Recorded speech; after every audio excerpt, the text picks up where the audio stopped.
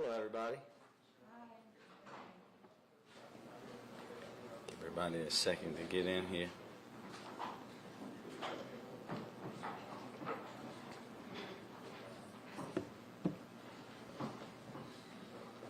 All right. Good morning, everyone, and thank you all for being here. I want to start by thanking our partners that are with us today. Councilman Mark Conway, Chair of the City Council's Public Safety and Government Operations Committee, a role I know a little bit about, sir. Deputy Commissioner Sullivan from the Baltimore Police Department, our City Solicitor, Ebony Thompson, Chris Brown, President of Brady Campaign to End Gun Violence, Dr. Joseph Saccharin, the Director of Emergency General Surgery at Johns Hopkins Medicine. And I also want to recognize our partners at Everytown for Gun Safety, Mayors Against Illegal Guns, and Mom for the Demand Action for their tireless commitment to making our community safer places for our residents to live, work, and grow up without the threat of gun violence. We all know that ghost guns continue to be a huge challenge for Baltimore City. They are a growing menace to the people of Baltimore and, quite frankly, to residents across the country. The number of ghost guns we are seeing on our streets and in the hands of violent criminals is growing continuously. From 128 ghost guns in 2020 that we seized and recovered to 352 last year, and already 187 here in 2022. As long as people who are not legally allowed to possess a firearm, young people, known violent offenders, and gun traffickers have the opportunity to obtain and build these tools of death and destruction and violence, we will not be able to build the safer future for Baltimore that we all want to see. And these weapons will continue to be used in crimes that tear loved ones away from their families and traumatize our communities. And I've said time and time and time again that firearms that do not have serial numbers and or registration have no place in Baltimore City, and dare I say, in the United States of America. And I want to be clear that it should not be easier to purchase a ghost gun. That is, it is for me to buy my allergy medicine at CVS or to go get a used car. Quite frankly, if a young person can't drink or buy alcohol from a liquor store, if they can't rent a car, they shouldn't be able to go online and buy a ghost gun. Takedowns, and we will continue to do everything in our power to end the menace of ghost guns that threaten our residents' safety. Takedowns alone are not enough. Legislation alone is not enough. We have to crack down on the companies that are profiting off the destruction and death within our communities. This is why we are gathered here today to announce that the City of Baltimore will be filing a lawsuit against Polymer 80, the nation's largest ghost gun manufacturer, to stop the proliferation of ghost guns. This company, through their business model, is intentionally undermining state and federal firearms laws by designing, manufacturing, selling, and providing ghost gun kits and parts to buyers who do not undergo a background check and are flooding our city with these untraceable, unserialized firearms. And we will hold them accountable, because I think we all can agree that enough is enough. We know that the majority of the weapons used in crimes in Baltimore City come from outside of the city and are not legally purchased firearms, weapons that enable the high levels of gun violence that have continued to plague our city for far too long. We will not be able to build a safer Baltimore without cracking down on the illegal gun trade with every single tool at our disposal. The efforts we are talking about today are in a direct alignment with my office partnership with Everytown for Gun Safety on our first of its kind data portal, which provides a near real-time view for our city's crime gun data, allowing Baltimore City to better hold gun traffickers and straw purchasers accountable for their role in fueling the violence epidemic, as well as our support for the state's ghost gun ban, which went into effect today. We are sending a clear message and committing to stemming the tide of ghost guns that continue to plague Baltimore and the entire state of Maryland. Thank you. Now I'd like to turn it over to our partner in this effort, Chris Brown, President Brady campaign of the Brady Campaign to End Gun Violence. Chris? Thank you so much. Good morning. I'm Chris Brown. I'm the president of Brady. Today is a really important day for Brady as a national organization. Of course, Brady, named after Jim and Sarah Brady, is the longest-serving gun violence prevention organization in our country. For over 30 years, we have brought transformative lawsuits on behalf of victims and far too many communities across this country, including this great city of Baltimore, that are ravaged by gun violence, often by the flow of unlawful guns into communities across this country. So today, we are so proud to stand here with the mayor and all of the folks here today to announce our affirmative litigation division that we filed our case today by the affirmative litigation division within Baltimore City's Department of Law, Brady, of course, and the help of Sanford Heisler Sharp LLP, a national public interest law firm. The lawsuit alleges negligence and public nuisance and violations of the Maryland Consumer Protection Act. According to the lawsuit, Polymer 80 intentionally undermines federal and state firearms laws by designing, manufacturing, selling, and providing ghost gun kits and parts to individuals who do not undergo background checks. That's the point. Polymer 80's primary market consists of those who want to evade law enforcement or who cannot obtain a gun from a federal firearms licensee. And ladies and gentlemen, that's the Brady law. Because if you're a federal firearms licensee in this country, under the federal law, you must conduct a background check. You must, before you sell a gun. Polymer 80 has attempted to evade this by buying kits that were not technically regulated under the Gun Control Act of 1968. And therefore, this case is very important because what we have seen over time is a huge increase in Baltimore, as we have in cities across this country, in the sale and the carnage associated with ghost guns. These firearms are flooding Baltimore's streets. Prior to 2018, the Baltimore Police Department had never recovered a ghost gun. Never recovered a ghost gun. To date, the Baltimore Police Department have seized 187 ghost guns in 2022, 31.5% of all gun seizures. This is nearly double the total recovered for the same period last year. In 2021, ghost guns represented 14% of all firearms recovered. Polymer 80 accounts for 91% of the ghost guns, of all ghost guns seized in Baltimore. We will hear from those speaking about the huge impact and toll of gun violence in Baltimore. And I'd like to turn it over next to a speaker who is a close friend of mine, is the vice chair of Brady United Against Gun Violence on our board, and a trauma surgeon at Johns Hopkins, Joe Saccharin. And I just want to say, as I have had conversations leading to the podium today, Brady has been in this fight for so long because we need a complement of solutions to the carnage that we are seeing across our country and in places like Baltimore. It takes better policy at the federal and state level. It takes enforcement of the law, and that's why Brady is on the forefront. We are the national organization that brings these cases every day across this country, and it creates and it requires changing social norms. All of those things are really important, and I'm so proud to be here today, along with our lawyers working on this case, because this is a critical element that is part of the solution and makes enforcement of our laws actually work.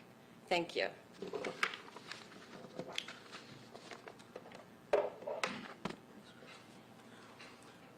Well, good morning, and thanks so much for that, Chris, and thanks to the mayor and the rest of the folks standing behind me today.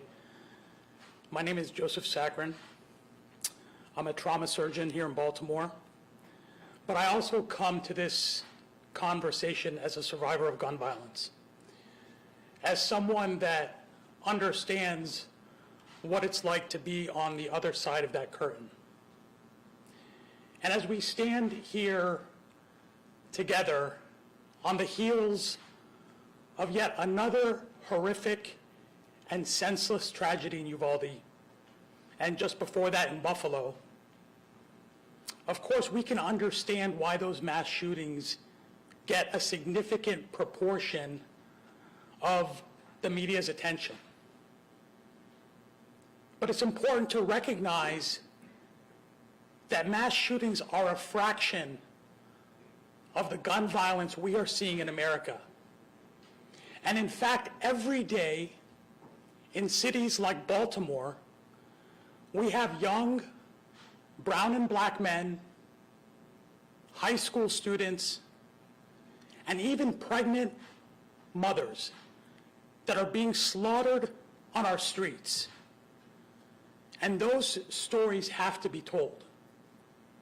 This is one of the most important public health problems of our time. You know, people always ask me, they say, Joe, well, what's the one thing that we can do? There is no one solution. We were talking about this before we walked up.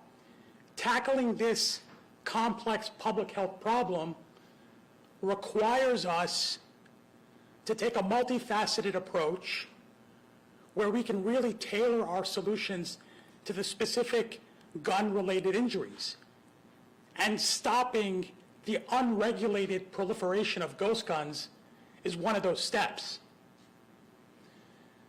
You know, I love what I do. I think about the fact that people trust me with their lives. I don't know how anything could be more gratifying. I'm still trying to answer that question.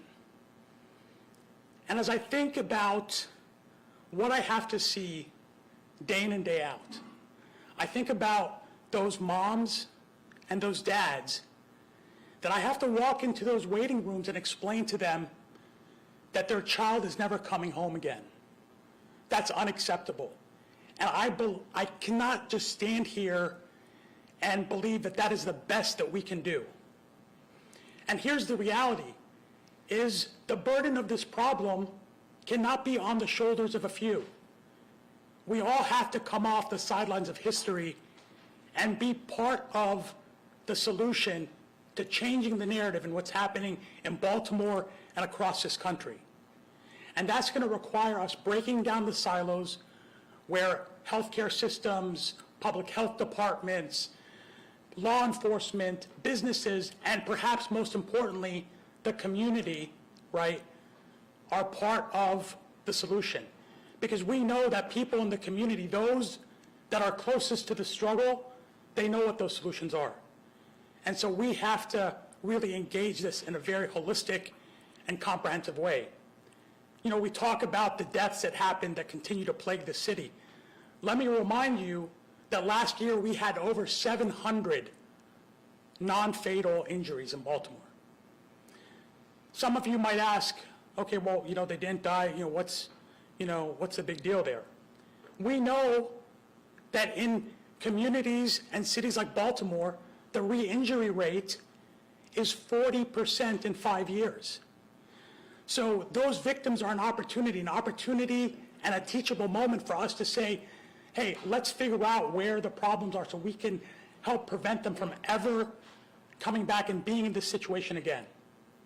You know, as good as, I think I am as a trauma surgeon, as incredible I think my multidisciplinary team is, as wonderful as I think my health system is, there is very little that I can do when someone comes in that's shot in the head. The best medical treatment is prevention. So I would just want to implore all of you, like the people that are dying and being injured, these aren't just numbers and statistics. These are human beings. They're part of the fabric of our society. And we have to do better than what we're doing. And we have to support people in the mayor's office and across healthcare systems and across the entire spectrum of sectors to really tackle this and make the community safer. Thank you. Thank you, Dr. Saccharin. And normally after someone speaks like that's where I come from, we just say simply amen. That's what we say. And we know that you are seeing it firsthand. We appreciate what you do every day, but more importantly, your view of understanding how this is a complete picture that we have to tackle. We know that we're seeing more and more ghost guns being used on our streets more than ever before, as you know, and we have to continue to make sure that our police department, as they will hold folks accountable and seize these weapons. And this is a critical undertaking that we are doing that need to address this proliferation of ghost guns as a part of the larger solutions to solving this disease, this public health issue, as you heard the doctor say, known as gun violence. So last but certainly not least, I want to turn it over to Deputy Commissioner Sullivan to talk more about this issue and what it means for BPD and our officers. Deputy?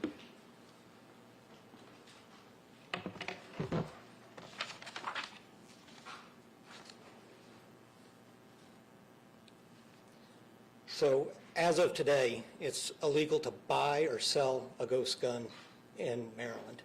And that's a policy that we have advocated for the past several years, and we're very happy to see that. I'm here today to thank the mayor and Brady and Chris for this lawsuit that's coming forward. It's critically important, and we must see to it that Baltimore 80 and other manufacturers that build these kit guns are no longer able to put them out on the streets of Baltimore. They're untraceable, and it makes the job of law enforcement much more difficult. This is a chance to hold the nation's largest manufacturer accountable for their contribution to the violence that we see on the streets day in and day out. As the mayor noted, we've already recovered 187 ghost guns this year. I want to thank the men and women of the Baltimore Police Department because this is hard and inherently dangerous work that they do to take those guns off the street. Those numbers are increasing year after year, and without this type of legislation and this lawsuit, we would see them continue to go up every single year. This lawsuit and new legislation go a long way to support our gun violence prevention strategies, and we look forward to working hard for the citizens of Baltimore to prevent gun violence on the streets. So thank you. Thank you, Deputy Sullivan. Thank you so much. And now we will take a few questions.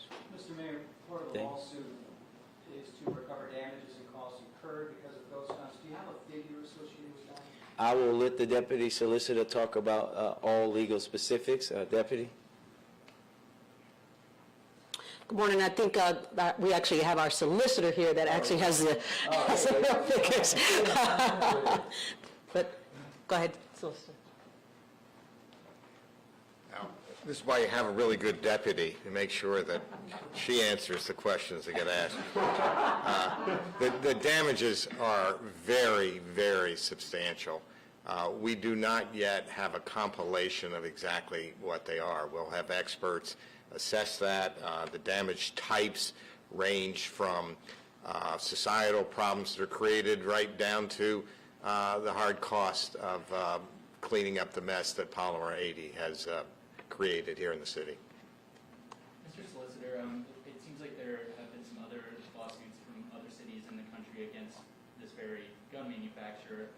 How has that helped in preparing this lawsuit, and what has been learned from those cases? Right. There have been a substantial number of cases. I don't think any of them have gone to judgment or verdict yet. I could be wrong about that. I don't think so. But certainly the legal theories that they used are things that we readily borrowed. The public nuisance count in particular is an important one. And Maryland has a particularly good common law on public nuisance that should be of assistance to us. Can you also speak to the prevalence of ghost guns in the recent week or 2 weeks? I mean, what percentage in recent murders have they been present? Can you speak to that? I'll just start by saying that we recover them consistently throughout the city of Baltimore.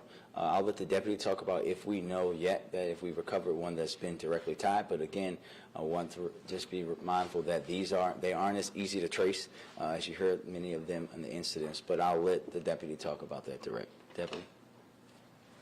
So of the 187 guns that we've recovered this year, roughly 20%, one-fifth almost, of those guns have been ghost guns. So, we can break down and get you the numbers specifically over the last time period after this event, but it's significant. Do you know how many of those 20% have been used in shootings or homicides? I don't have this year's numbers, but we can definitely get you those after this event. Another question for the Deputy Commissioner. Can you just speak about how the prevalence of ghost guns, talk about it as being a real challenge for law enforcement. How do those guns being used in crimes make your job, the police department's job, harder? Does it impact the investigations? Absolutely it does. These are guns that are not serialized, not tracked in any way. It used to be we could track time to crime. So we could say that a gun is purchased and trafficked onto the streets of Baltimore, and from the time it was purchased till the time of the crime, we would give us a good sense of what that gun trafficking pipeline looks like. With ghost guns, we don't know. We have NIBIN, which is a very helpful system that we work with the federal government. If we have unserialized guns, it takes us time to be able to piece that together, and it just makes it more difficult in the investigation. Deputy Commissioner, since you're still up there, can you talk about Hanover Armory? Is that part of a city police investigation? We'll talk to that after this. We'll get our PIO to get you the information. And not just before, sorry, Mackenzie, just before you say, just a note to talk about like the amount of violent crime guns over last 90-day period that we tracked. The BPD has seized 188 violent crime guns. And when you look at through May 22nd, which is the end of that period, we actually have from January 1 through May 22nd, seized 294 violent crime guns as compared to 245 last year. Gun seizures themselves, a total 965 versus 854. Sorry. Just really quickly, we know that the gun laws on the books are pretty restrictive in Maryland and in Baltimore City. Violent criminals are still getting their hands on guns regardless of how they get it or where they come from. How is suing the manufacturer going to stop it? Well, I think what you have to understand is that when you think about Maryland's gun laws and the success that we've had on them, what we're going to continue to do is make sure that we're doing this to make sure that these guns, if we win these kind of suits and these folks have to follow the rules and regulations that everyone else has, then guess what? People can't get these guns illegally anymore. But I think, as you heard me say before, Mackenzie, that this is just us. I know that my partners at Mayors Against Illegal Guns, folks, Brady, all these folks are working around the country around this because this is not just a Baltimore issue.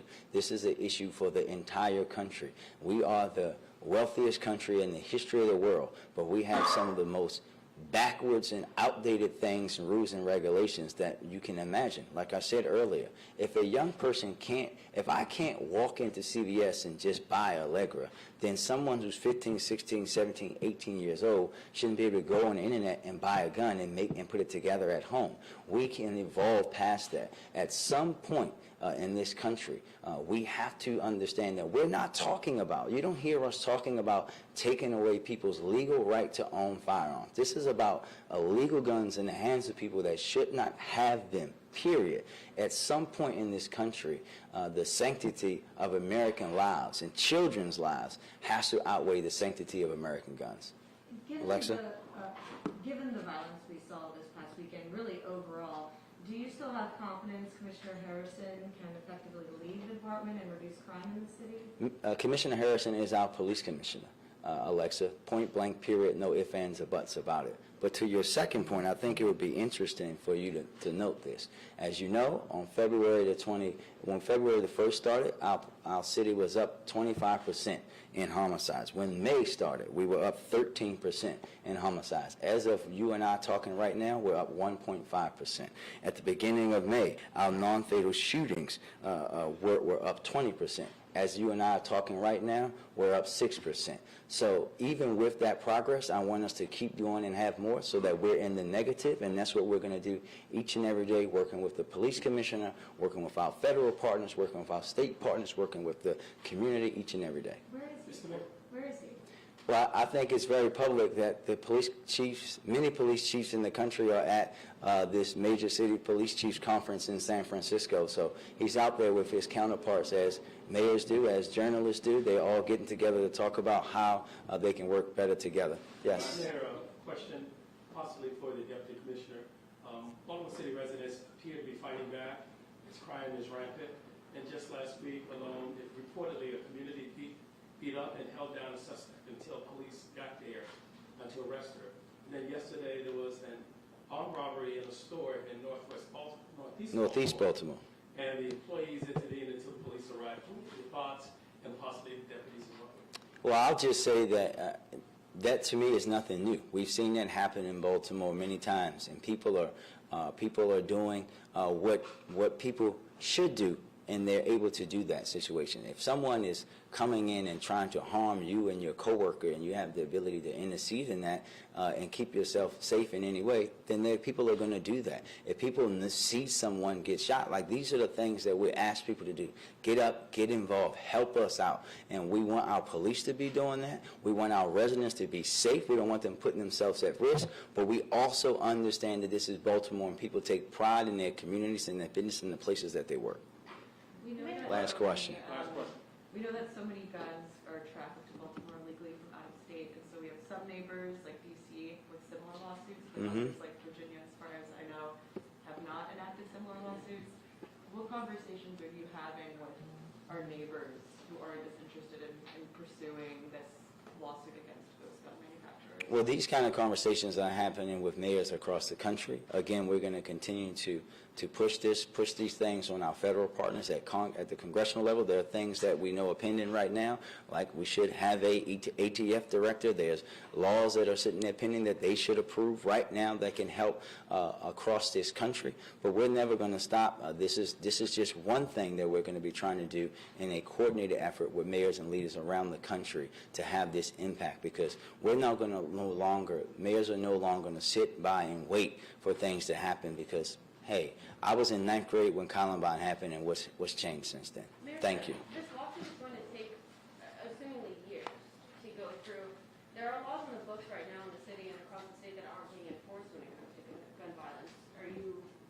Which laws are not being enforced? We're seeing crimes not being enforced in the city. Which gun? You said in reference to gun violence. You say gun violence. Which gun law is not being enforced? Please tell me. When we talk about crimes that escalate, though, we know that some low-level crimes escalate. You say gun violence. So tell me one gun crime that's not being enforced. There isn't none. Thank you.